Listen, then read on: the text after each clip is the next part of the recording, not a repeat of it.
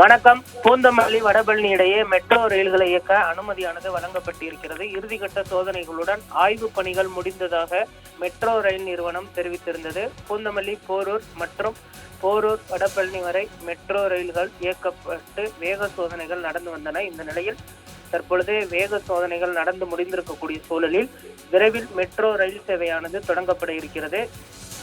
சென்னை மக்களுக்கு ஒரு நிம்மதி பெருமூச்சு என்றுதான் சொல்ல வேண்டும். என்று சொன்னால் நீண்ட காலமாக எதிர்பார்த்து வந்த வடபழனி பூந்தமல்லி இடையிலான மெட்ரோ ரயிலை இயக்க அனுமதி வழங்கப்பட்டுள்ளது. இதையடுத்து மெட்ரோ ரயில் சேவையானது தொடங்கப்பட இருக்கிறது. தமிழகத்தின் தலைநகரான சென்னையில் நாளுக்கு நாள் போக்குவரத்து நெரிசல் அதிகரித்து வருகிறது. இதையடுத்து குறிப்பிட்ட இடங்களுக்கு செல்ல பணி நேரங்கள் சாலையிலேயே காத்திருக்க வேண்டிய சூழல் உள்ளது. எனவே பொதுமக்கள் வசதிக்காக மெட்ரோ ரயில் திட்டமானது செயல்படுத்தப்பட்டது. தற்பொழுது சென்ட்ரல், எக்மோர் ரயில் நிலையங்கள், கோயம்பேடு பேருந்து நிலையம், விமான நிலையம், கிண்டி, தேனாம்பேட்டை, சேப்பாக்கம் என முக்கிய இடங்களை இணைக்கும் வகையில் மெட்ரோ ரயில் இயக்கப்பட்டு வருகிறது. இதற்கு பொதுமக்கள் மத்தியில் பெருத்த வரவேற்பு கிடைத்திருக்கிறது. சென்னையில் பல்வேறு இடங்களில் மெட்ரோ ரயில் திட்டத்தை செயல்படுத்தும் வகையில் திட்டமானது தொடங்கப்பட்டுள்ளது. மெட்ரோ ரயில் சேவையின் 2ஆம் கட்ட பணிகள் மாதாவரம் முதல் திருச்சேரி சிப்காட் வரையிலும், பூந்தமல்லி முதல் சென்னை கடற்கரை விளக்கம் வரையிலும், மாதாவரம் முதல் சோழிங்கநல்லூர் வரையிலும் 3 வழித்தடங்களில் 118.9 கிலோமீட்டர் தொலைவிற்கு பணிகள் நடைபெற்று வருகின்றன. அதில் முக்கிய வழித்தடமாக இருப்பது போரூர் முதல் வடபழனி வரையிலான மெட்ரோ ரயில் திட்டமாகும்.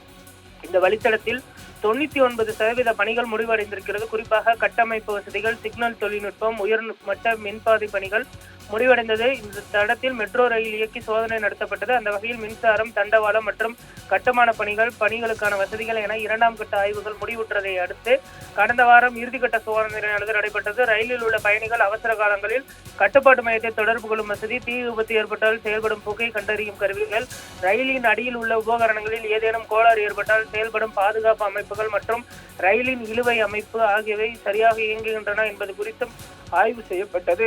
மேலும் ஓட்டுநர் இல்லாத மெட்ரோ ரயில் சோதனை ஓட்டம் வெற்றிகரமாக நடத்தி முடிக்கப்பட்டுள்ளது. இந்த வழித்தடத்தில் மெட்ரோ ரயிலை இயக்க அனுமதியானது வழங்கப்பட்டுள்ளது. எனவே இந்த வழித்தடத்தில் போரூரில் தொடங்கி வடபழனி வரை மெட்ரோ ரயில் இயக்கப்பட உள்ளது. ஆனால் இடையில் உள்ள ரயில் நிலையங்களில் கட்டுமான பணிகள் முடிவடையாத காரணத்தால் எந்த இடத்திலும் மெட்ரோ ரயிலை நிறுத்தாமல் தற்காலிகமாக மெட்ரோ ரயில் வடபழனியில் வண்டி எடுத்தால் போரூரில் தான் நிற்கும் வகையில் தற்பொழுது இயக்கப்பட இருக்கிறது. ஆனால் இடையில் இருக்கக்கூடிய விருகம்பாக்கம், சாலிகிராமம் உள்ளிட்ட எந்த இடங்களிலும் மெட்ரோ ரயில் நிற்காது. கட்டுமான பணிகள் முடிந்ததற்கு பின்பு இந்த பணிகளானது நடைபெறும் என்றும் எதிர்பார்க்கப்படுகிறது. வரக்கூடிய மார்ச் 10ஆம் தேதி பார்த்தோமேனால் இந்த பரங்கிமலை, வேளச்சேரி பறக்கும் ரயில் இயக்கப்பட இருக்கக்கூடிய நிலையில் தற்பொழுது போரூர் வடபழனி இந்த மெட்ரோ ரயிலும் இயக்கப்பட இருக்கிறது. சென்னை மக்களுக்கு அடுத்தடுத்து ஒரு நல்ல செய்தியானது போக்குவரத்து தொடர்பாக வந்து கொண்டிருப்பது குறிப்பிடத்தக்கது. விரைவில் வந்து பார்த்தோமேனால் மாதாவரம் அந்த திருச்சேரி இணைக்கக்கூடிய அந்த மெட்ரோ ரயில் திட்டம் அடுத்த ஆண்டு அல்லது அதற்கு அடுத்த ஆண்டுக்குள் பணிகள் முடிந்து இயக்கப்படும் என்றும் தகவலானது வெளியாகி இருக்கிறது.